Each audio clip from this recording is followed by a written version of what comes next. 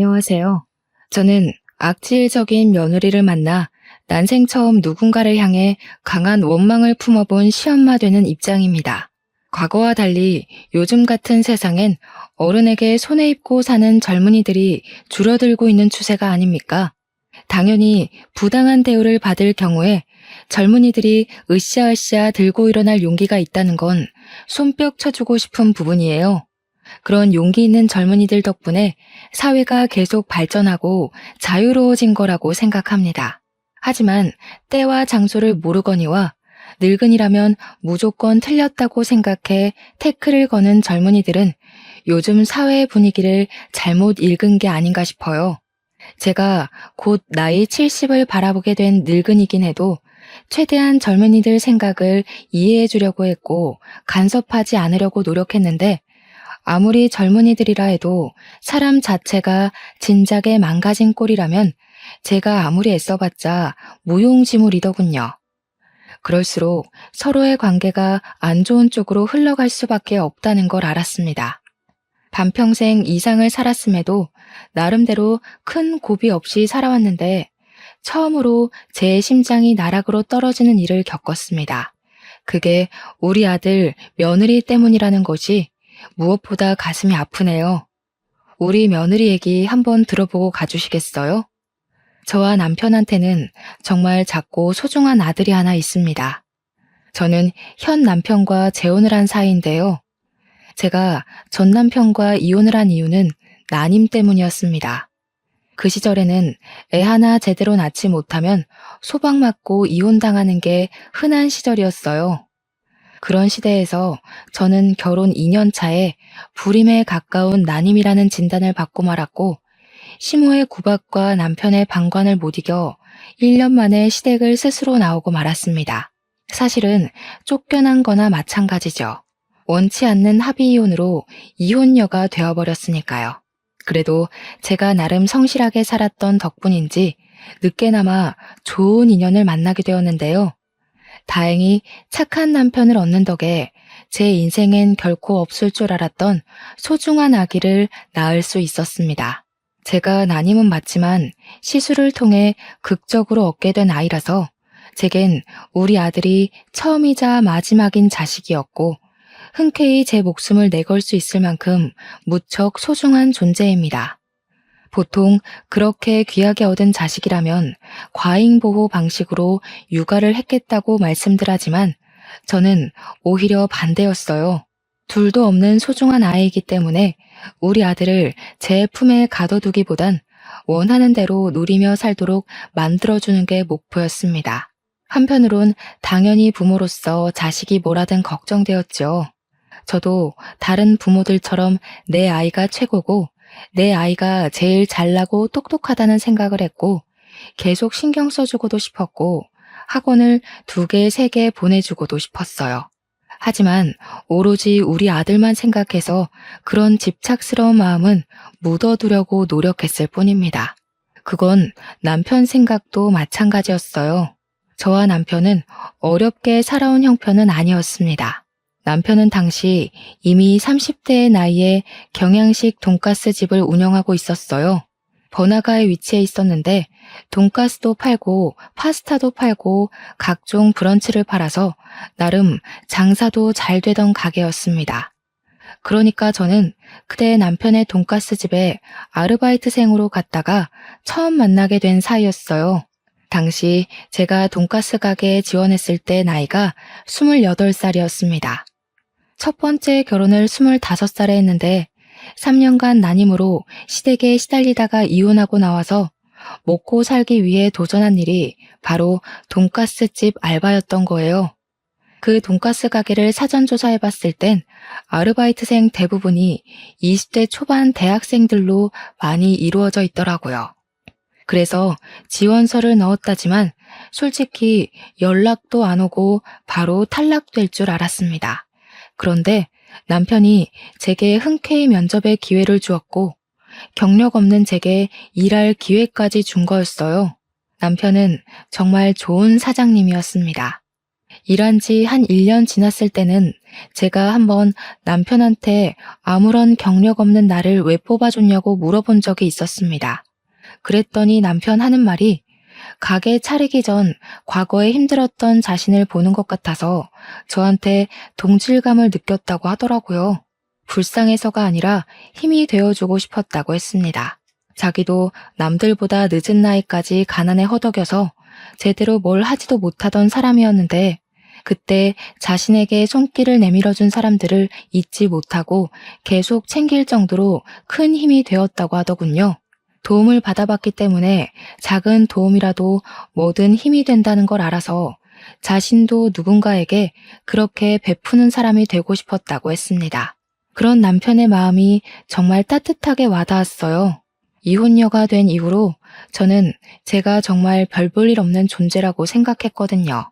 남편이 보여준 마음 덕분에 저도 모르게 감정이 많이 흔들렸는데 어느새 남편을 더 알아가고 싶고 계속 같이 있고 싶다는 생각이 들더군요.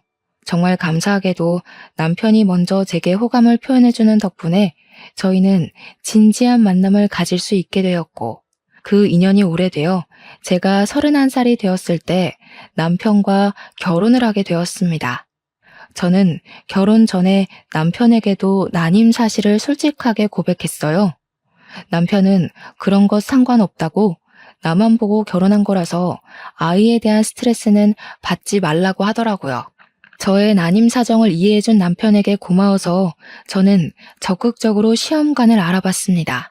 남편이 저를 좋아해서 그렇게 양보를 해준 거지 사실은 아이를 원치 않는 게 아니라는 걸 눈치껏 알았기 때문에 저도 남편한테 노력하는 아내가 되고 싶었어요.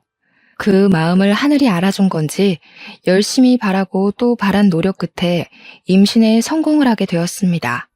얼마나 기뻤는지 몰라요. 기뻐서 흘리는 눈물을 그 당시 처음이자 마지막으로 느껴보았습니다. 남편도 정말 많이 좋아해 주었어요. 제게 고생했다고 앞으로는 자기가 뭐든 간에 다 해주겠다며 또 고마운 마음을 표현해 주는데 그 순간 제 주위에만 꽃이 흩날리는 것 같았습니다. 요즘이야 관리만 잘하면 40대에도 아이를 낳을 수 있잖아요. 그런데 그 시절엔 제 나이 30이면 많이 늦은 노산이었어요. 그럼에도 불구하고 저는 33살에 문제없이 아들을 낳는데 성공을 하였습니다. 아들의 존재는 저와 남편의 관계를 더욱 돈독하게 만들었습니다.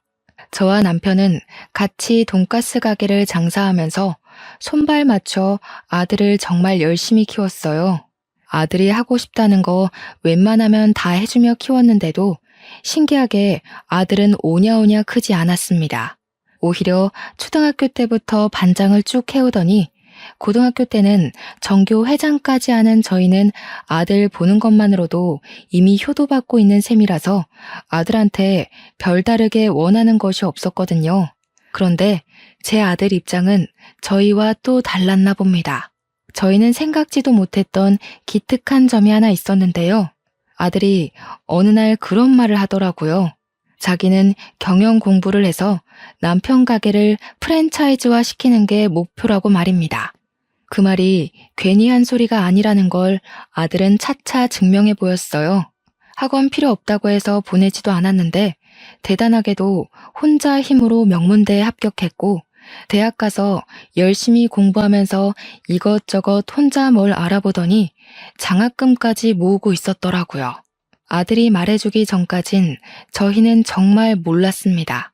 그리고 아들은 대학교 졸업하자마자 대기업에 바로 입사했고 월급으로 5년 동안 알뜰살뜰 돈을 모아 작은 건물을 매매해 돈가스집 2호점을 차렸습니다. 준비되자마자 대기업은 바로 퇴사를 했죠. 모든 걸 스스로의 힘으로 다 끝내놓고 저희에게 알려준 아들의 고백에 대견함을 느꼈지만 한편으로는 걱정도 되었습니다. 사실 저는 아들이 좀 더 안정적인 직업을 가졌으면 했거든요. 자영업은 수입이 불규칙적이잖아요. 대기업까지 붙을 능력을 갖고 있는 아들이 굳이 어려운 길을 가려고 해서 마음이 좀 불편했습니다. 그래서 아들을 설득할까 싶었지만 아들이 어릴 때부터 워낙 자기 아빠의 가게를 좋아하기도 했고 항상 입버릇처럼 프랜차이즈화 시키고 싶었던 목표를 가지고 있었단 걸 아니까 끝내 아들의 아까운 재능이 무산되는 걸 막지는 못했습니다. 남편도 저더러 아들 하는 일에 괜히 끼어들 생각하지 말고 잠자코 지켜만 보라면서 멀리서 응원해주는 게 부모 할 일이라고 하더라고요. 남편은 아들이 원하는 목표를 위해 혼자 고군분투하여 출발 지점까지 왔다는 것만으로도 너무 기특해 죽겠대요. 생각해보니 맞는 것 같더라고요. 부모한테 미천을 도움받지도 않고 혼자서 2호점을 차린 거잖아요. 역시나 제 걱정이 무색하게 아들은 음식 장사에 엄청난 소질이 있었습니다. 손님 다루는 태도도 능숙했고 무엇보다 메뉴를 개발해서 남편과 의논하는 솜씨가 참 놀라운 리더십이라고 봤습니다. 괜히 학창 시절에 반장 회장을 한 아이가 아니더라고요. 제가 봐도 제 아들이 너무 멋있어 보였어요. 팔불출엄이라서 그런 거라고 생각하실 수 있지만 적어도 제 눈에는 1분 1초도 허투루 살지 않은 아들이 놀랍기만 했어요. 아들은 일주일에 수십 가지 메뉴를 연구했는데 저희더러 시식해보라고 여러 번 찾아왔었거든요. 신기하게 저희처럼 나이 든 사람 입에도 전혀 부담 없이 맛있더라고요. 요리에 센스도 있고 요식업에 성공하고자 열정이 가득 찬 아들을 보니 남편 말이 맞는다는 걸 깨달았습니다. 우리 아들은 원래부터 알아서 잘하는 사람인데 제가 또 괜히 걱정을 했던 거죠. 저는 그 뒤로 남편처럼 멀리서만 아들을 지켜보며 응원했습니다. 그렇게 새로운 신메뉴부터 인기 메뉴까지 선보이다 보니까 1호점보다 홀 크기가 훨씬 작은 2호점 매출이 더 많이 나오는 지경에 이르렀어요. 아들이 오로지 혼자 이뤄낸 성과물이라서 얼마나 자랑스러운지 모릅니다. 아들은 신메뉴의 보장을 확실히 본 뒤에 1호점에도 출시를 시켰고 1호점, 2호점 모두 매출 폭등의 기적을 일으켰습니다. 정말 대견하지 않습니까? 덕분에 남편은 그동안 찍어보지 못했던 매출까지 찍으면서 직원을 2명 더 구해야 하는 상황까지 왔어요. 저는 손님들에게 제 아들이 성공해서 부모 호강시켜준다고 엄청 자랑도 많이 했습니다. 우리 멋진 아들, 도무지 팔불출처럼 자랑하지 않고서는 못 배기겠더라고요. 아들이 이렇게만 지내주다가 좋은 사람한테 장가간다면 더없이 행복할 거라 생각했는데 아들이 장가를 가자마자 저는 제 인생 처음으로 낭떠러지 앞에 우뚝 서게 됩니다. 한 번도 속 썩인 적 없는 똘똘한 우리 아들한테서 정말 상상도 못할 큰 스트레스를 받은 적이 있었는데요. 정확히는 아들이 아니라 아들이 달고 온 혹 때문에 제가 뒤로 넘어갈 뻔한 일을 겪게 되었죠.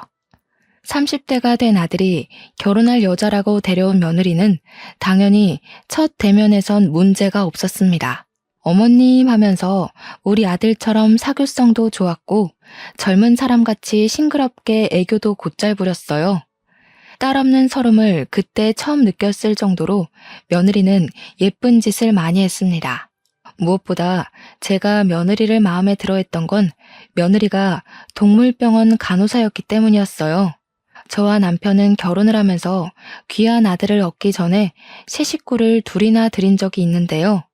누가 남편 가게 앞 전봇대에다가 버리고 간 유기견들입니다. 당시 작고 하얀 개가 2마리 있었는데 병원에 데려가서 물어보니 둘 다 3개월 정도 된 아이라고 하더군요. 저희 부부가 손수 건강검진까지 시켜줬는데 다행히 저희가 빨리 발견해주는 덕에 건강에는 문제가 없었습니다. 문제는 그 강아지들을 버리고 간 주인이었어요. 치료나 검사는 마쳤지만 이 강아지들을 다시 전봇대 앞에 데려다 놓을 수가 없겠더라고요. 주인 전화번호가 있는 것도 아니었고요. 제가 차마 강아지들을 떠나지 못하고 있으니 고맙게도 남편이 먼저 저한테 키워보자고 제안을 먼저 해주었어요. 강아지들을 저희가 키우기로 한 이유는 저 때문이기도 하지만 제가 그날 남편에게 가게에서 프로포즈를 받은 날이기도 했거든요. 같이 마감하고 집에 가려던 차에 개들을 발견했기 때문에 뭔가 특별한 날에 주어진 선물 같은 존재라고 느꼈습니다. 그때만 해도 제가 난임이라서 애를 못 낳을 줄 알았거든요. 그래서 강아지들을 우리 자식들로 생각하며 키우기로 한 거였어요. 그런데 그 후로 기적처럼 아들이 태어났고 아들도 강아지들이랑 남매처럼 정말 잘 지냈습니다. 나이가 들어 무지개 다리를 건넌 개들이 낳은 새끼가 있었는데 며느리가 들어왔을 때는 그때 그 새끼들이 성견이 되어 있던 상태였어요. 며느리가 동물병원 간호사라니까 괜히 우리 강아지와 잘 맞을 것 같고 좋은 식구가 되어줄 것 같다는 생각이 들더라고요. 아들이 여자 보는 눈까지 좋아서 이렇게 동물의 진심이 며느리까지 들어왔구나 싶었습니다. 모든 세상이 제 편에 서서 저를 응원해준다고 생각했어요. 지금 돌아보면 참 일차원적인 마음이었던 거죠. 너무 안일했어요.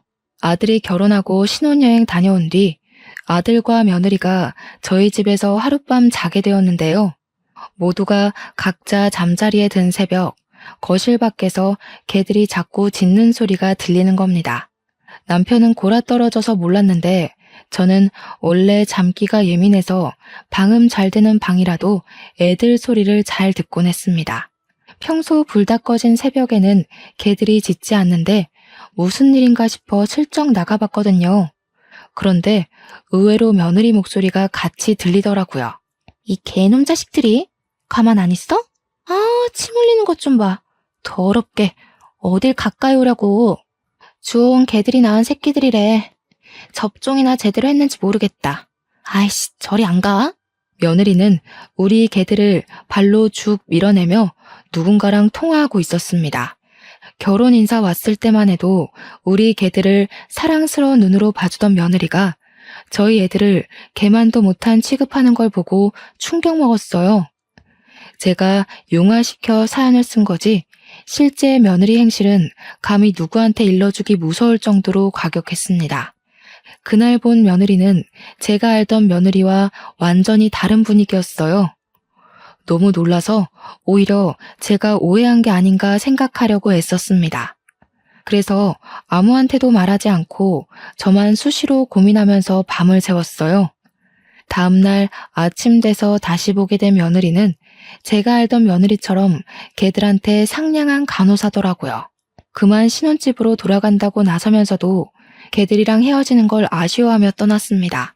그 이후로 이틀이 지났는데도 마음 한구석에 찝찝한 마음이 사라지지 않더라고요. 제가 한번 신경이 쓰이면 그 부분이 해결될 때까지 고심을 길게 하는 편이라서 결국엔 제가 직접 아들 가게에 방문을 했다가 아들한테 슬쩍 물어본 적이 있었어요. 새아기에 대해서 궁금한 게 있어 찾아왔다. 네가 분명 새아기 만날 때 우리 집에 개 키운다고 얘기를 했다 했지? 그때 정말 강아지 좋아한다고 말을 했었니? 당연하지. 개 싫어하는 사람이 동물병원 간호사를 했겠어? 개나 고양이 가리지 않고 환장하는 애야. 근데 갑자기 왜 그런 걸 물어? 정말 그것 때문에 여기까지 찾아온 거야? 아, 그러니? 아니다. 내가 아무래도 착각했나 봐. 유라한테는 내가 이런 거 물었다는 거 말하지 마. 괜히 오해 생길라. 그때만 해도 저는 제가 역시 착각한 거라고 생각했습니다. 그날 집에서 본 며느리의 괴팍한 얼굴을 잠결에 잘못 보고 잘못 들은 거라고 봤어요. 하긴 동물을 싫어하는데 어떻게 동물병원 간호사를 하겠습니까? 그날은 며느리에게 제가 모르는 사정이 있어서 그랬을 거라고 이해하고 넘겼습니다. 그런데 말입니다. 또 한 번 며느리의 실체가 의심스러운 정황을 저만 목격하게 된 적이 있었는데요. 제가 남편이랑 같이 출근했다가 근무하던 중간에 집에 볼 일이 있어서 혼자 집에 잠깐 돌아간 적이 있었거든요. 근데 신발장에 모르는 신발이 널브러져 있더라고요. 마치 어린아이가 마구잡이로 벗어놓은 것처럼 구부러져 있듯 놓여 있었습니다. 우리 아들 신발이라기엔 작은 것 보니 며느리의 것 같았어요. 며느리한테 도어록 번호를 알려준 적이 없는데 아마 아들이 알려줬나 봅니다. 그럼 연락이나 줄 것이지 연락도 없이 집에 무슨 일로 온 건가 싶더라고요. 신발도 가지런하게 두지 못하고 연락도 없이 함부로 시댁을 찾아오고, 여기서 저는 며느리에게 조심성이 좀 부족하구나라는 걸 느꼈습니다. 그리고 우리 개들은 웬만해선 집안에서 잘 짖지를 않는데, 그날은 현관문 열자마자 3마리의 왈왈거리는 소리가 귀를 때리더라고요. 희한하게 며느리만 있으면 개들이 그렇게 짖어요. 이건 남편이랑 아들은 모르고 저만 눈치챘던 부분인데, 알 때마다 기분도 별로입니다. 그리고 애들 소리에 뒤이어 함께 들리는 며느리의 고성은 또 한 번 며느리의 실체를 의심하게 만들었어요. 야, 이 새끼들이. 냄새나 죽겠네. 저리 안 꺼져? 확 갖다 버린다. 내가 너희처럼 시끄러운 애들 한두 번 보는 줄 아니? 다시는 못 짖게 만들어버릴 수도 있어. 그때만 생각하면 제가 아직도 온몸에 털이 바짝 서요. 며느리는 우리 개들에게 쌍욕을 섞어가면서 하찮은 짐승 취급을 하고 있었는데요. 또 우리 애들을 함부로 건드리기라도 했는지 애들이 깨갱거리는 소리도 나더라고요. 그 순간 심장이 벌렁거릴 정도로 너무 놀라서 다리가 후들거렸습니다. 며느리의 계속되는 욕지거리에 저는 얼른 신발을 벗고 안으로 들어갔어요. 주방에서 들리는 소리였고, 가까이 가보니까 며느리가 냉장고를 뒤지면서 개들과 씨름 중이더군요. 어머나, 이게 뭔 난리야? 세아가, 너 거기서 뭐 하는 거니? 왜 연락도 없이 들어와서 남의 집 냉장고를 뒤지고 있어?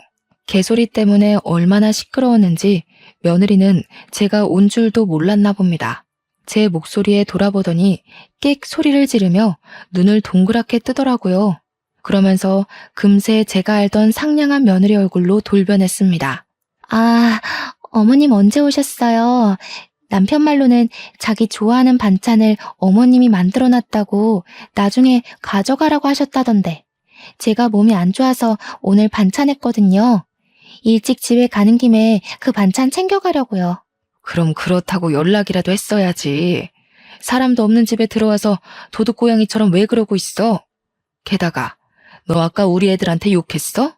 저는 어머님 아버님 출근하셔서 방해될까봐 연락 못 드린 건데, 강아지 일은 오해세요.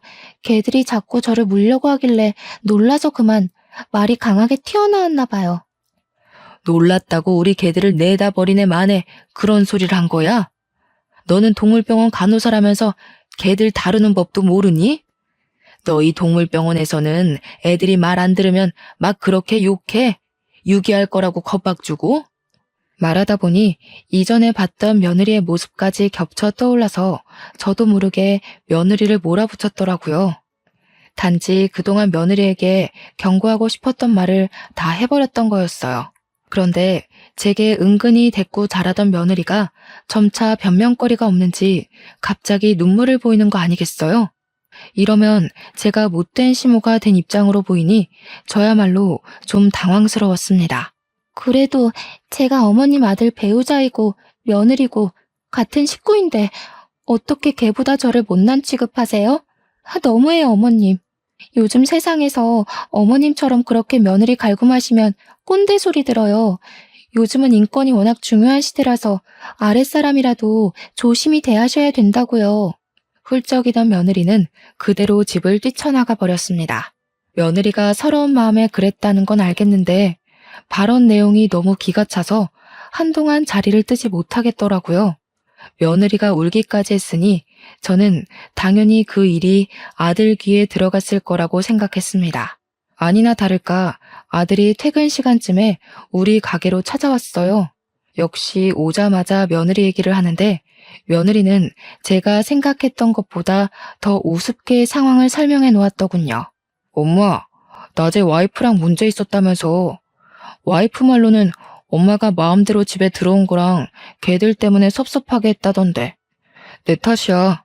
내가 대신 반찬 가져와 달라고 비밀번호 알려줬어. 그리고 걔 문제는 엄마가 오해가 좀 있었던 것 같아. 그 사람 엄마가 생각하는 그런 의도 아니었대. 나는 이제 도통 모르겠구나. 우리 개를 내다 버리네 만회하는 소리가 어떻게 들으면 오해일 수 있는 건지 이해가 안 돼. 간호사라면서 어쩜 그리 말을 함부로 한다니? 나도 세아기 이해해보려고 많이 노력했다. 그런데 내 눈에는 세아가가 우리 애들 잡아먹을 것처럼 화내는 걸로 보이는데 어떡해. 오해야. 그 사람 내가 제일 잘 알잖아. 엄마랑 다투고 와서도 많이 반성하고 울었어. 강아지 문제는 내가 좀 더 대화를 해볼게. 아직 와이프가 서툴러서 그래. 엄마가 먼저 좀 봐주라. 앞으로 며느리한테 하고 싶은 말 있으면 그냥 자기한테 해달라는 아들의 부탁은 저를 더 갑갑하게 만들었습니다. 아들은 제 이야기를 귀 기울여 들어주었지만 내뱉는 답변은 계속 서로 오해를 했던 것 같다고만 했어요. 처음으로 아들과 대화하면서 벽을 느꼈던 순간입니다. 서운했으나 이해도 되었어요. 며느리의 그런 모습을 본 건 저밖에 없었거든요. 그러니 남편이랑 아들이 저를 위로해 주더라도 딱히 믿어주는 눈치는 아닐 수밖에요. 말했다시피 며느리는 제가 그런 모습을 목격하기 전만 해도 선녀처럼 여린 여자였으니까요. 그러나 꼬리가 길면 밟힌다고 며느리의 실체를 남편과 아들이 제대로 알게 된 일이 끝내 발생하고 말았는데요. 저희 개들이 감기에 걸렸을 때였어요. 폐렴 검사를 해봐야 될 것 같아서 아들 제안으로 며느리 병원에 맡긴 적이 있었습니다. 솔직히 저는 며느리 병원에 맡기는 것이 탐탁치 않았지만 아들이 직접 개들을 데려간 거라 어쩔 수가 없었어요. 아들은 며느리한테 개를 맡기고 바로 출근을 했고 며느리가 퇴근할 때 아들이 태우러 가서 같이 우리 집에 넣어주기로 약속이 되었습니다. 며느리 혼자만 저희 애들을 본다고 했다면 제가 끝까지 만류를 했겠지만 며느리 병원에는 보는 눈이 많기도 했고 또 아들이 일을 마치면 같이 개들이랑 있을 거잖아요. 그래서 못 믿어온 마음을 애써 숨기고 보내준 겁니다.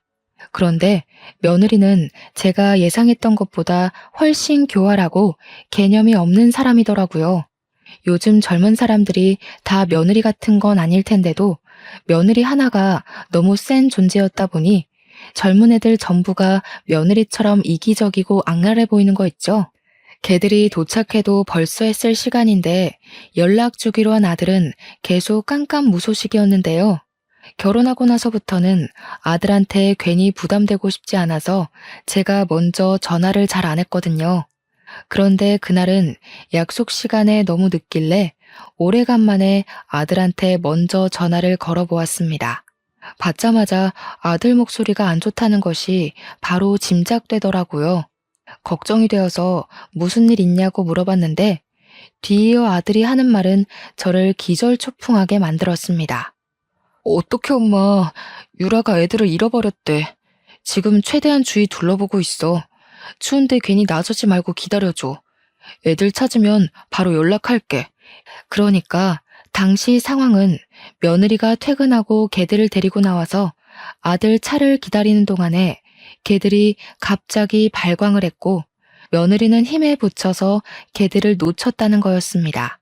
3마리의 개들이 순식간에 달아나 버리는 바람에 며느리 혼자서 그걸 감당 못해 결국 모두 잃어버렸다는 내용이었어요. 그 얘기를 듣고 얼마나 놀랐는지 모릅니다. 남들한텐 그냥 강아지일지 몰라도 제게는 단순한 반려견 수준을 뛰어넘는 가족이에요. 듣는데 내 애가 실종되었다는 말을 듣는 것처럼 가슴이 벌렁거렸다는 겁니다. 남편도 놀란 건 마찬가지였습니다. 저랑 남편은 오지 말라는 아들의 말을 외면하고 전화를 끊자마자 그 근처로 향했습니다. 제가 꼬여서 자꾸 나쁜 방향으로 생각이 드는 건지 모르겠지만 저는 애들이 사라져버린 게 며느리 탓으로 느껴지더라고요.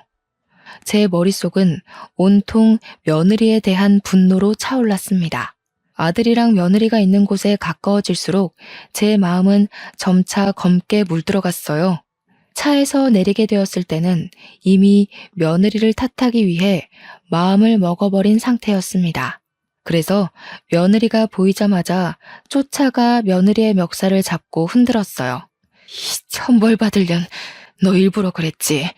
내 새끼들 못되게 구워 삶더니 일부러 버린 거지? 내가 언젠간 너 사고 낼 줄 알았다. 그래도 그동안은 너를 이해해보려고 해서 눈 감아줬거늘. 기어이 네가 이런 식으로 나와? 그럼 나도 더 이상 넘어가줄 필요가 없지. 왜 이러세요, 어머님? 제가 무슨 일부러 했다고 그러세요? 세 마리가 동시에 발악을 하는데 제가 혼자서 무슨 수로 개들을 다 붙잡아두냐고요. 어머님 저번부터 자꾸 절 이상하게 오해하시는데 계속 이러시면 저 진짜 화낼 수밖에 없어요. 내가 오해를 한 건지 아니면 맞게 본 건지 그건 네 말만 들어선 모를 일이지. 만약 내가 정말 오해를 한 거라면 난 네 앞에서 무릎 꿇고 머리도 조아릴 수 있다. 그러는 넌 나만큼 떳떳하게 네 말에 책임질 수 있니? 왜? 연기한 게 너무 많아서 막상 내가 이렇게까지 나오니까 겁이 나? 저는 재혼을 하고 나서부턴 화라곤 내본 적이 없는 사람입니다. 그건 남편이랑 아들도 아는 사실이에요. 저더러 항상 힘나는 비타민 같은 존재, 잔잔한 안개꽃 같은 존재라고 칭찬을 했었으니까요.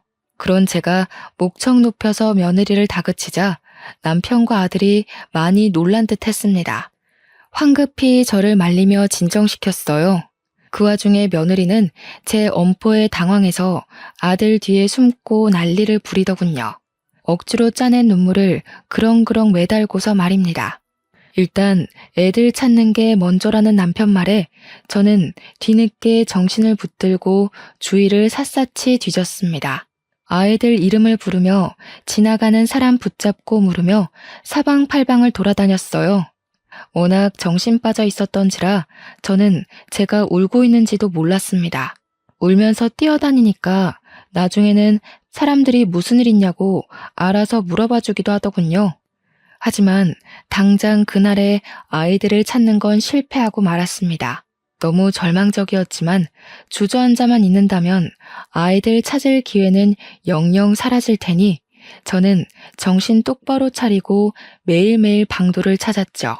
제가 가게 일도 못 보고 아이들 찾는 데만 몰두하고 있으니 남편도 제 곁에서 손길을 보태주었고 아들이랑 며느리도 퇴근하면 저를 도와 실종 전단지라도 더 나눴습니다.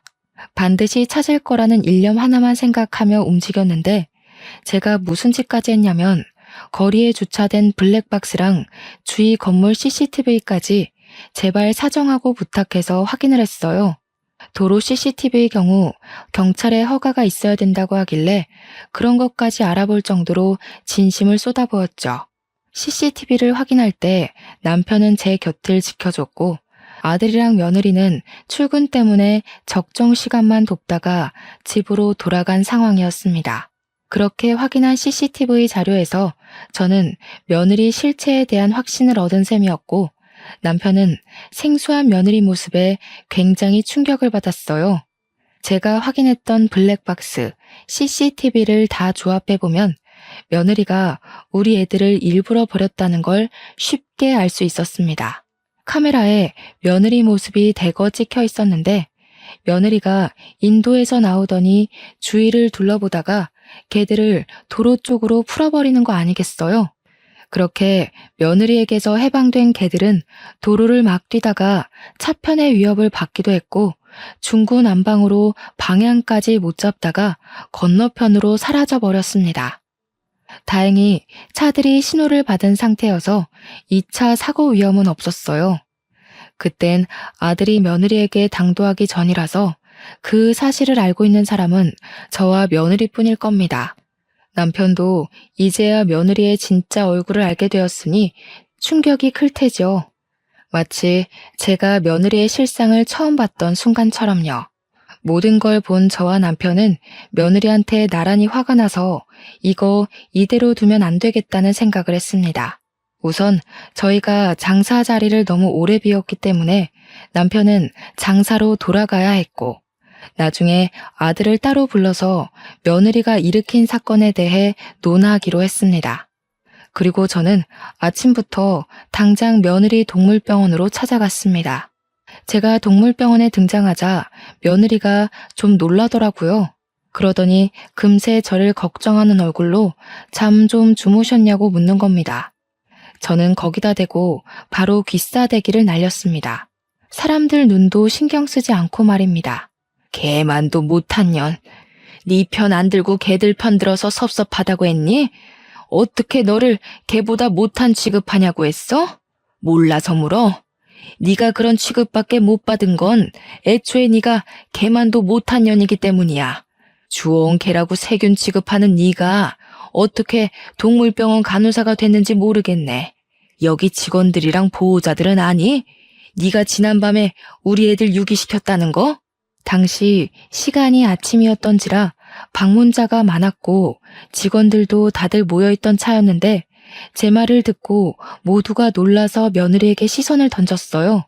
당황한 며느리는 얼굴이 시뻘개져서 저를 어떻게든 끌고 나가려고 했습니다. 저는 그런 며느리를 밀치고 원장이라는 사람을 찾기 위해 이리저리 돌아다녔죠. 그리곤 원장실 한 곳을 들어가 의사 선생님한테 다짜고짜 CCTV를 보여주었습니다. 선생님, 여기 이 아가씨가 안고 있는 강아지 3마리를 어떻게 하는 걸로 보이세요? 놓친 게 아니라 일부러 놓은 걸로 보이지 않나요? 이 강아지들 기억나시죠? 우리 며느리 믿고 여기 병원에서 치료받은 애들인데요. 의사 선생님은 당연히 우리 애들을 알아보았고 그 강아지들이 며느리 시댁되는 집안의 강아지라는 것까지 기억하고 있었습니다.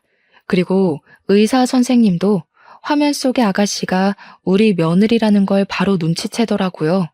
어째서 아이들을 유기한 거냐고 저한테 묻길래 저는 제가 알고 있는 며느리의 실체를 낱낱이 밝히며 증거 영상까지 모두 보여주었어요. 그러면서 이렇게 몰상식한 인간을 직원으로 쓰지 말고 당장 해고하라고 했습니다. 해고 안 하면 이 영상을 동물병원 이름을 달고 인터넷에 올릴 수도 있다고 했더니 자기 개인 병원 명의를 실추시킬 수 없던 수의사가 알겠다고 약속을 해주더군요. 의사 선생님이 시켜서 못 들어오고 있던 며느리는 제가 원장실을 나서자마자 저를 잡아 끌고 탕비실 같은 데로 데려갔습니다. 주위에서 말리려고 했는데 며느리가 악을 지르는 바람에 다들 식겁해서 어쩌지 못했죠. 며느리가 드디어 본 얼굴을 숨기지 않기로 작정했는지 제가 시어머니라는 것도 잊고서 호통을 쳤습니다. 남의 직장까지 와서 대체 무슨 행패예요? 그래요. 내가 그 녀석들 좀 풀어줬어요. 걔들 때문에 남편이 나랑 아이 가질 생각을 안 하잖아요. 남편이 계속 걔들 노견이라고. 살아있을 때 추억 많이 만들어야 된다면서 개소리만 하길래 답답해서 그랬어요. 못된 것. 내 아들이 너 이런 애인 줄 알면 상종도 안 할 거다. 어디서 이런 짐승만도 못한 사람이 우리 집에 들어와서 앞길을 틀어막아. 우리 애들이 너만 보면 짖던 것도 다 이유가 있었던 거야. 네가 보통 애가 아니라는 걸 알고서 그렇게 표현을 해댔던 거였어. 아, 지겨워. 자꾸 내 새끼 우리 자식 하면서 의미 부여하시는데 그래봤자 걔는 걔예요. 그것들은 사람보다 못한 것들 맞는다고요. 저 동물병원 간호사인 거 잊으셨어요? 그런데 의미 넣는 어머님이야말로 정신병 있는 겁니다. 병원 가보세요. 너 말 잘했다. 네가 이렇게 나와주길 바라고 내가 소형 카메라를 산 거야. 고소당할 준비나 하거라. 세상 무서운 줄 모르고 어디서 그런 상식 없는 행동을 해? 네가 저지른 행실 내가 아주 단단히 떠벌려 줄 테니까 각오해라. 제가 가방을 단단히 챙겨 들고 탕비실을 나가는데 며느리가 당황해 있다가 뒤늦게 어머님 소리를 지르며 튀어나왔습니다. 그리고는 주위 사람 시선은 안중에 없는지 제 가방만 잡고 늘어지더군요.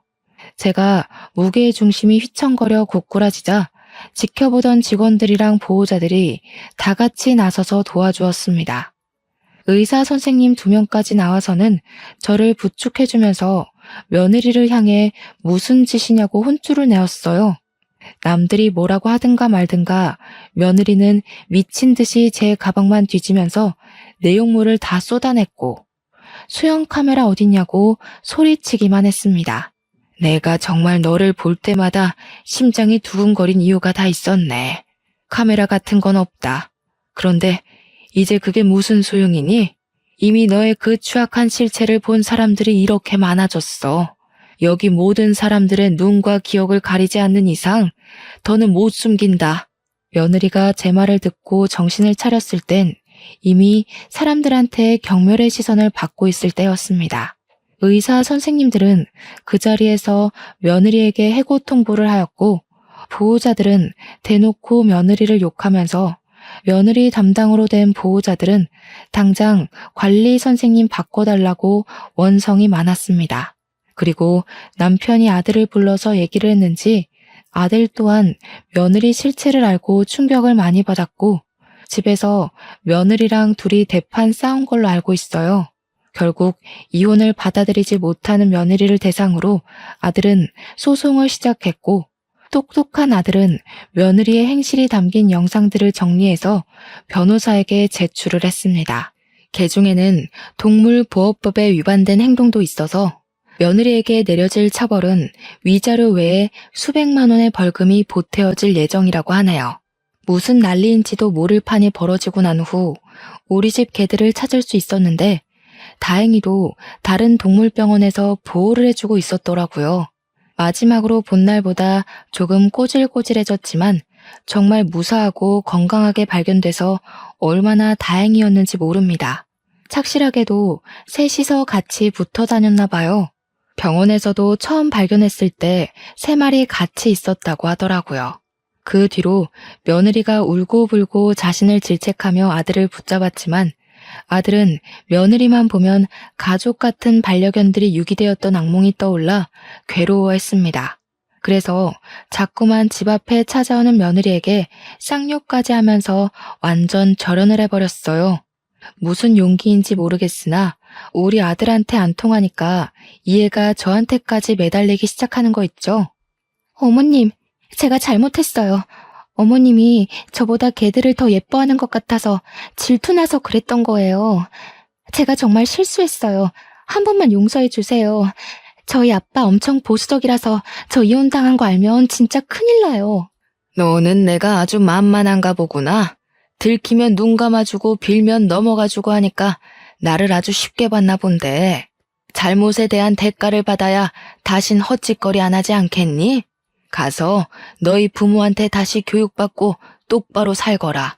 며느리를 그렇게 쫓아보내버렸더니 저희 가정은 기다렸다는 듯 바로 평화가 찾아왔습니다. 그리고 아들은 제게 그동안 믿어주지 않아서 죄송하다고 사과를 했어요. 남편도 저더러 혼자 며느리 실체를 눈감아주고 있느라 버거웠겠다면서 미안하다고 하더군요. 저는 애초부터 아들과 남편을 원망하진 않았습니다. 제 말을 못 믿어줄 때 약간 서운한 건 있었지만 둘의 반응을 제가 이해 못하는 것도 아니었으니까요. 며느리가 정상적이기만 했어도 저는 아들네 부부에 터치하는 일은 없었을 겁니다. 하지만 파렴치한 며느리라면 제가 어찌 무시만 하고 있을 수 있겠나요? 아들이야 워낙 똑똑해서 마냥 당하고만 살 사람은 아닌 걸 알기 때문에 충분히 알아서 잘할 거라고 믿어 의심치 않았지만 우리 강아지들은 아니잖아요. 강아지들은 여전히 가족들의 손길이 필요한 존재란 말입니다. 감히 내 새끼들을 건드렸다면 저는 그런 사람을 가족으로 둘 생각도 옆에 둘 생각도 없는 사람이에요. 반려견을 안 키우는 분들은 가족과 반려견을 동등히 하는 제 마음을 이해하기 어려울 겁니다. 그분들 마음까지 강요해서 위로받을 생각은 없어요. 하지만 다들 동물이라고 함부로 해도 되는 존재로 생각하지 말아주셨으면 해요. 생명의 가치를 제가 감히 지정할 순 없겠지만 세상 모든 사람들도 저와 똑같이 목숨을 평가할 권리는 없는 거잖아요. 나쁜 마음 먹는 사람은 있어도 나쁜 마음 먹는 동물은 없다는 거. 아는 지인한테 들었었는데 감명이 깊었던지라 남겨봅니다. 모두가 존중받고 존중할 수 있는 사회가 되어갔으면 좋겠네요. 제 사연 들어주셔서 감사합니다. 따뜻한 하루 보내세요.